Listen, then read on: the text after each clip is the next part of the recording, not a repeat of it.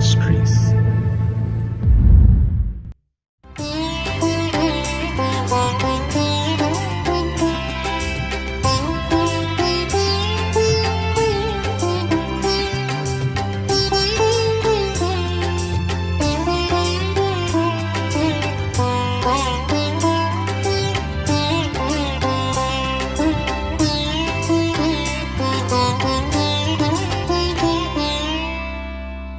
ஆண்டவரும் இரட்சகருமாகிய இயேசு கிறிஸ்துவின் நாமத்தினாலே காட் கூஸ் மினிஸ்ட்ரீஸின் யூடியூப் சேனல் வாயிலாக உங்களை சந்திப்பதில் பெரும் மகிழ்ச்சி அடைகிறேன்.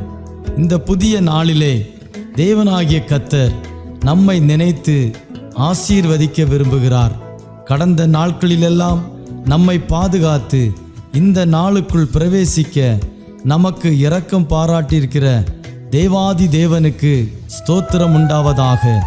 அவருடைய இரக்கங்களும் அவருடைய தயவும் அவருடைய கிருபையும் நம்மை ஒவ்வொரு நாளும் பின்தொடர்ந்து கொண்டிருக்கிறதினாலே தொடர்ந்து நாம் கர்த்தருக்கு நன்றியுள்ளவர்களாய் இருப்போம்.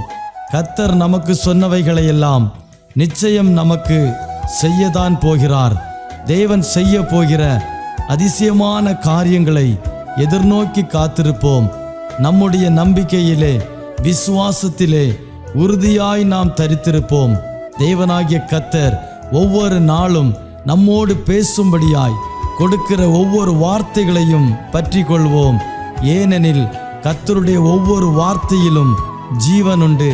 அந்த ஜீவனுள்ள வார்த்தைகளை நம்பி காத்திருப்போம். தேவனாகிய கர்த்தர் பெரிய காரியங்களை செய்வாராக. ஆமென்.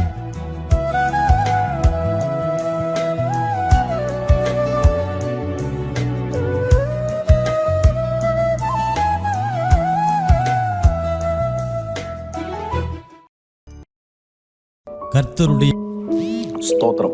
ദൈവനാമത്തിന് സ്തോത്രം, മഹത്വം ഉണ്ടായിരിക്കട്ടെ. അനുഗ്രഹിക്കപ്പെട്ട ഒരു നല്ല വിശുദ്ധ ദിവസം കൂടി കാണുവാനും സ്തോത്രം. വീണ്ടെടുക്കപ്പെട്ട ശ്രേഷ്ഠ ദൈവ മക്കളോടൊപ്പം ദൈവത്തിൻ്റെ മാറ്റമില്ലാത്ത വചനമായി ഒരു സാക്ഷിയായി ഒരിക്കൽ കൂടെ അതേ ദൈവമക്കളോടൊപ്പം ആയിരിക്കുവാൻ സർവശക്തനായ ദൈവം ഒരവസരമൊരുക്കിയതിനായി സ്തോത്രം ചെയ്യുന്നു. പ്രത്യേകിച്ച് ഗോഡ് ഗൂസ് മിനിസ്ട്രിക്കായി മിനിസ്ട്രിയുടെ സ്ഥാപകനായിരിക്കുന്ന കർത്താവിൻ്റെ ദാസൻ, കൂടെയായിരിക്കുന്ന എല്ലാ കർത്താവിൻ്റെ ദാസന്മാരും ഈ വചനം സ്തോത്രം കേട്ടുകൊണ്ടിരിക്കുന്ന എല്ലാ പ്രിയപ്പെട്ടവരോടുമുള്ള ഹൃദയംഗമായ സ്നേഹത്തെ അറിയിക്കുന്നു. അല്പസമയത്തെ ചിന്തയ്ക്കായി ആധാരമായി ദൈവം നമ്മളെ ഏൽപ്പിച്ചിരിക്കുന്ന തിരുവചനത്തിലേക്ക് നമ്മുടെ വിലപ്പെട്ട ശ്രദ്ധകളെ സ്തോത്രം പ്രാർത്ഥനാപൂർവം സ്വീകരിക്കാം. സ്തോത്രം. വിശുദ്ധ വേദപുസ്തകത്തിൽ പുറപ്പാട് പുസ്തകം 3-ാം അധ്യായം സ്തോത്രം 1 മുതൽ വായിക്കുമ്പോൾ യേശു ക്രിസ്തുവിൻ്റെ സ്തോത്രം ഇടപെടൽ മോശയ്ക്ക് ഉണ്ടാകുന്നത് നമുക്ക് കാണാൻ കഴിയും. എന്നാൽ അതിൻ്റെ 7-ാം വാക്യമാണ് നമ്മുടെ സ്തോത്രം പ്രസംഗ വിഷയം. സ്തോത്രം 7-ാമത്തെ വാക്യം. സ്തോത്രം 7-ാമത്തെ വാക്യത്തിൽ മോശയോട് കത്തുന്ന മുൾപ്പടപ്പിൽ നിന്നുകൊണ്ട് കർത്താവ് യേശു ക്രിസ്തു വിളിച്ചു പറയുന്നു. സ്തോത്രം. മോശയെ, എൻ്റെ ജനത്തിൻ്റെ കഷ്ടത ഞാൻ കണ്ടു. സ്തോത്രം 2 പ്രാവശ്യം എടുത്തു പറയുന്നു. ഊഴിയ വേലക്കാർ നിമിത്തമുള്ള സ്തോത്രം അവരുടെ നിലവിളി ഞാൻ കേട്ടു. സ്തോത്രം. 1, നമ്മുടെ കഷ്ടത കാണുന്ന ദൈവം. 2, ഊഴിയ വേലക്കാർ നിമിത്തം എന്ന് പറഞ്ഞാൽ ശത്രു നിമിത്തമുള്ള സ്തോത്രം അടിമനുഖങ്ങളിൽ ഇരിക്കുന്ന 430 വർഷക്കാലം 4.5 നൂറ്റാണ്ട് അടിമനുഖത്തിലിരുന്ന ഇസ്രായേൽ ജനത്തിന്റെ നിലവിളി ഞാൻ കേട്ടു. സ്തോത്രം. 2 കാര്യം വ്യക്തമാണ്. 1, ജനത്തിന്റെ കഷ്ടത കാണുന്ന ദൈവം. സ്തോത്രം. 2, ദൈവജനത്തിന്റെ നിലവിളി കേട്ട് ഇറങ്ങി വന്ന് ആ സ്ഥിതിക്ക് മാറ്റം വരുത്തുന്ന നമ്മുടെ കർത്താവ് യേശു ക്രിസ്തു. വിശുദ്ധ വേദപുസ്തകം വ്യക്തമായി വിളിച്ചു പറയുന്നു, മോശയ്ക്ക് 80 വയസ്സ്. അതേ സ്തോത്രം മിഥ്യോമിൽ ഇത്രോവിന്റെ ആടുകളെ മേച്ചുകൊണ്ടിരിക്കുമ്പോൾ സ്തോത്രം ഓരോ പർവ്വതത്തിൽ അതേ സ്തോത്രം ആടുകളെ വിട്ടുകൊണ്ട് നിൽക്കുമ്പോൾ കത്തുന്ന മുൾപ്പടപ്പ് കാണുകയാണ്. കത്തുന്ന മുൾപ്പടപ്പ് കണ്ട് ഇത് എന്ത് എന്നറിയാൻ വേണ്ടി മോശ നടന്നെടുക്കുമ്പോൾ ആ കത്തുന്ന മുൾപ്പടപ്പിനകത്തു നിന്നുകൊണ്ട് യഹോവയായ ദൈവം സ്തോത്രം, മോശേ നീ നിൽക്കുന്ന സ്ഥലം വിശുദ്ധ സ്ഥലമായിരിക്കാൻ. മോശെ എന്ന് വിളിച്ചിട്ട് നീ നിൽക്കുന്ന സ്ഥലം വിശുദ്ധ സ്ഥലമായിരിക്കാൻ കാലിലെ ചെരുപ്പ് അടിച്ചിട്ടിട്ട് വരണം. നിന്നോട് എനിക്ക് ചില കാര്യങ്ങൾ പേഴ്സണലായി സംസാരിക്കുവാനുണ്ട്. എൻ്റെ ജനത്തിൻ്റെ കഷ്ടത ഞാൻ കണ്ടിരിക്കുന്നു. സ്തോത്രം. മറ്റാരും ജനത്തിൻ്റെ കഷ്ടത കണ്ടില്ല. നമുക്കറിയാം, സ്തോത്രം, ഇസ്രായേൽ യാക്കോബിന്റെ സന്തതിയെ ഇസ്രായേലാക്കി മാറ്റി വർദ്ധിപ്പിച്ചു. മിസ്രൈമിൽ ഇന്ന് അവർ അടിമനുഖത്തിലിരിക്കുന്നു. അടിമനുഖം എന്ന് പറഞ്ഞാൽ സാധാരണ അടിമനുഖമല്ല. സ്തോത്രം, വിവിധ തരത്തിലുള്ള കഷ്ടതകൾ അവർ അനുഭവിച്ചു കൊണ്ടിരിക്കുന്നു. ഒരു കാരണവശാലും മുന്നേറുവാൻ കഴിയാത്ത സാഹചര്യങ്ങൾ.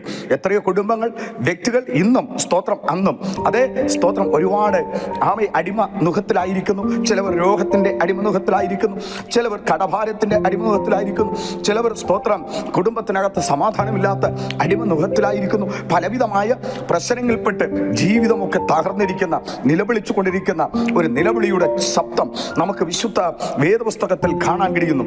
അതുകൊണ്ട് സ്തോത്രം, ദൈവജനത്തിന്റെ കഷ്ടത കാണുന്ന ഒരേ ഒരു വ്യക്തി കർത്താവ് യേശു ക്രിസ്തുവാണ്. മറക്കരുത്.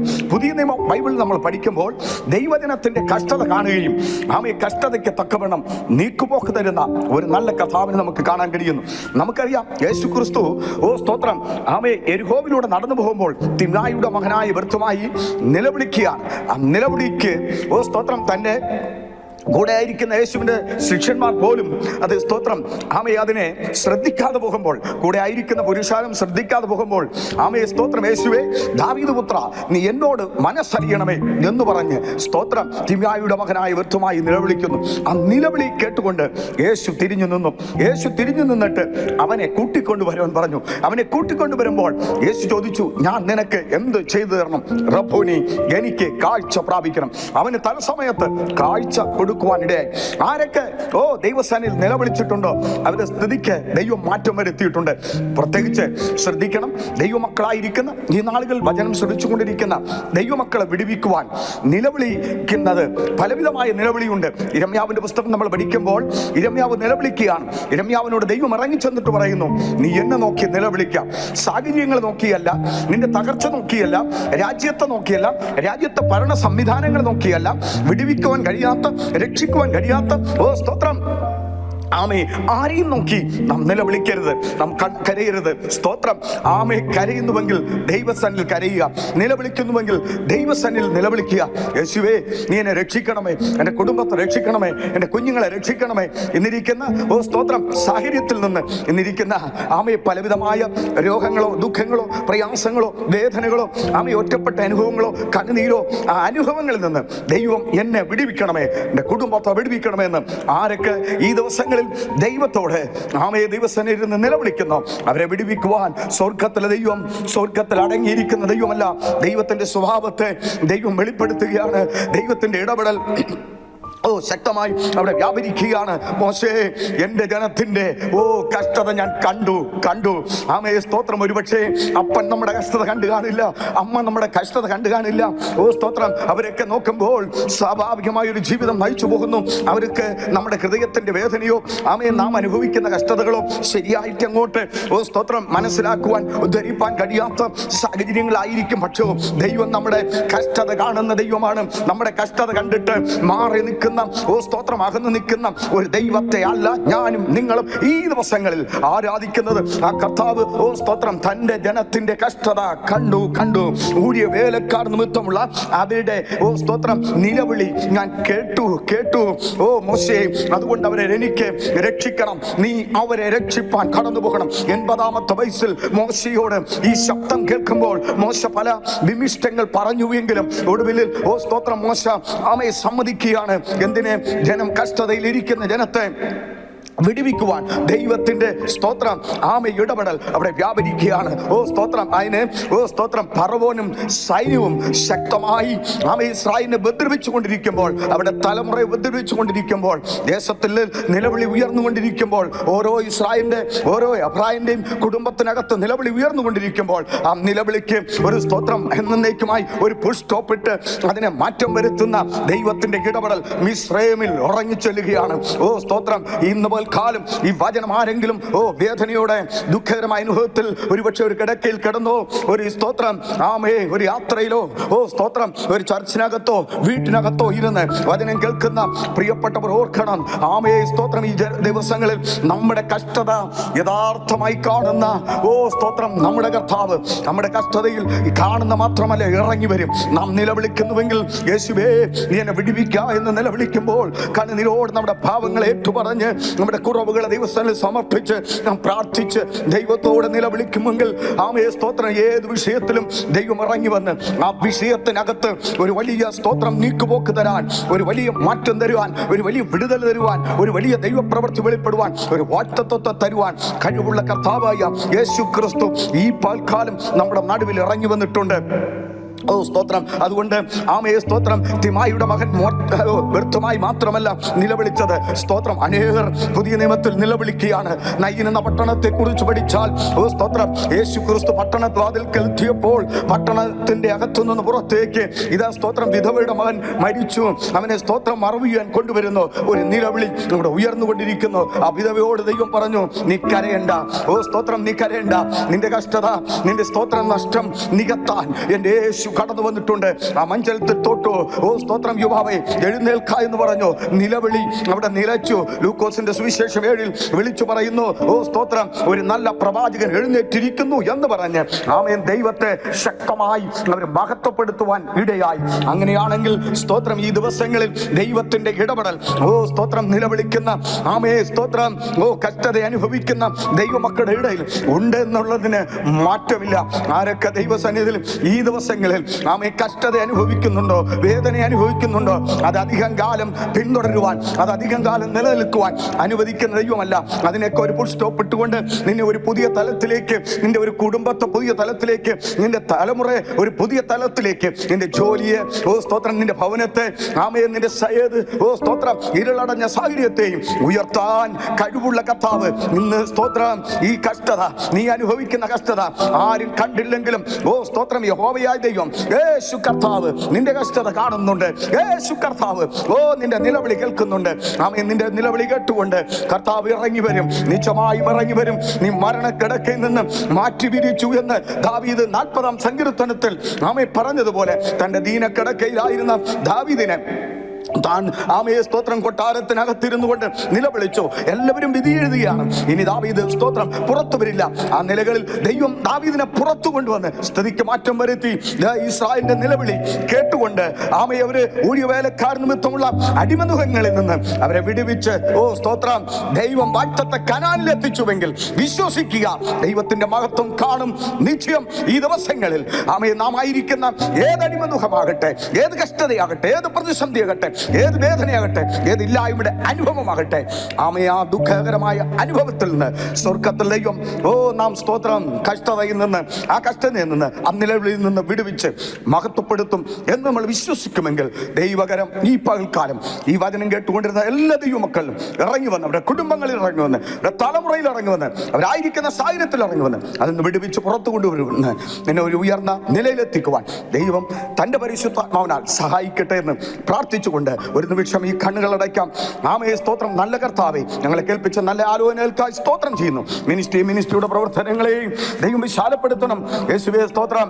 ആമയെ കേട്ടുകൊണ്ടിരുന്ന എല്ലാ പ്രിയപ്പെട്ടവരെയും അനുഗ്രഹിക്കണം. അവരുടെ രോഗങ്ങൾ, ദുഃഖങ്ങൾ, പ്രയാസങ്ങൾ തുടങ്ങിയ അടിമനുഖത്തിൽ നിന്ന്, ആമയെ അവരുടെ കഷ്ടതയിൽ നിന്ന്, അവരുടെ സ്തോത്രം നിലവിളിയിൽ നിന്ന് ഒരു വലിയ വിടുതൽ നൽകി ജയത്തോടെ ദൈവത്തെ ആരാധിച്ച് മുന്നേറുവാൻ എല്ലാവരെയും ദൈവം അവിടുന്ന് സഹായിക്കണമെന്ന് പ്രാർത്ഥിക്കുന്നു. അവിടുന്ന് നല്ല വചനങ്ങളെ ദൈവം ഞങ്ങൾക്ക് നൽകിയതിനാൽ സ്തോത്രം ചെയ്യുന്നു. മോശെ അതിനുവേണ്ടി കരങ്ങൾ എടുത്തു ഉപയോഗിച്ചതുപോലെ ഈ ദിവസങ്ങളിൽ ഞങ്ങളെയും അതിനുവേണ്ടി കരങ്ങൾ എടുത്ത് ഉപയോഗിക്കണമെന്ന് പ്രാർത്ഥിക്കുന്നു. പ്രാർത്ഥന സ്വീകരിച്ചോണ്ട് സ്തോത്രം യേശുവിൻ നാമത്തിൽ തന്നെ. ആമേ, ആമേ, ആമേ. എന്റെ സങ്കേതം, നീ എന്റെ കോട്ടയും, നീ എന്റെ പ്രാണനാഥൻ, നീ എൻ ദൈവം, നീ എന്റെ സങ്കേതവും, നീ എന്റെ കോട്ടയും, നീ എന്റെ പ്രാണനാഥൻ,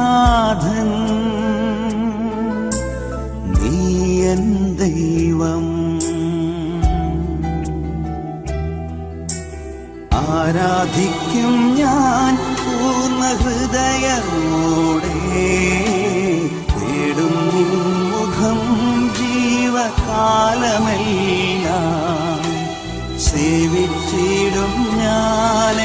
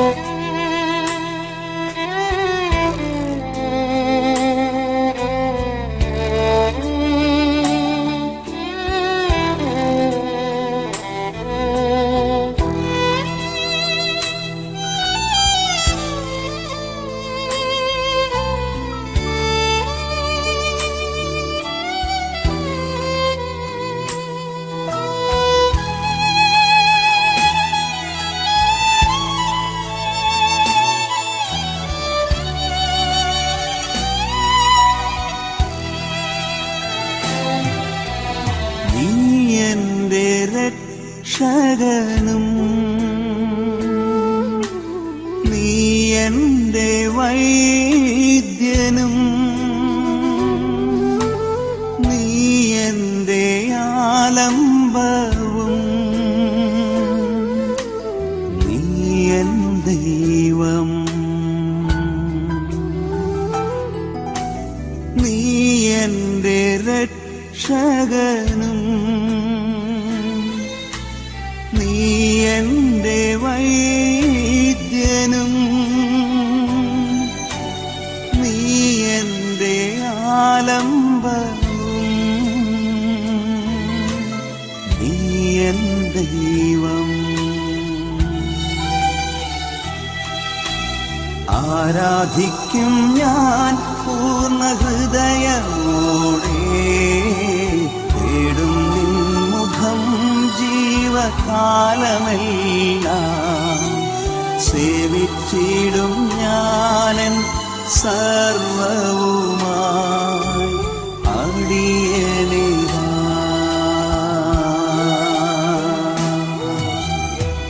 അടിയനിതാ അടിയനിതാ ദേവാ അടിയനിതാ ദേവാ അടിയനിതാ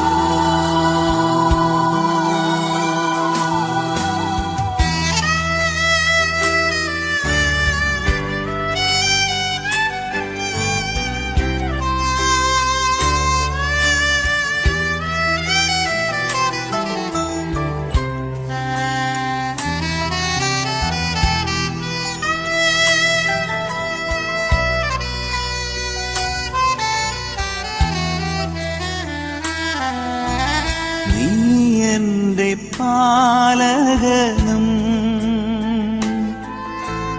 നീ എൻ്റെ ആശ്വാസവും നീ എൻ്റെ മറവിടവും നീ എൻ ദൈവം നീ എൻ്റെ പാലകനും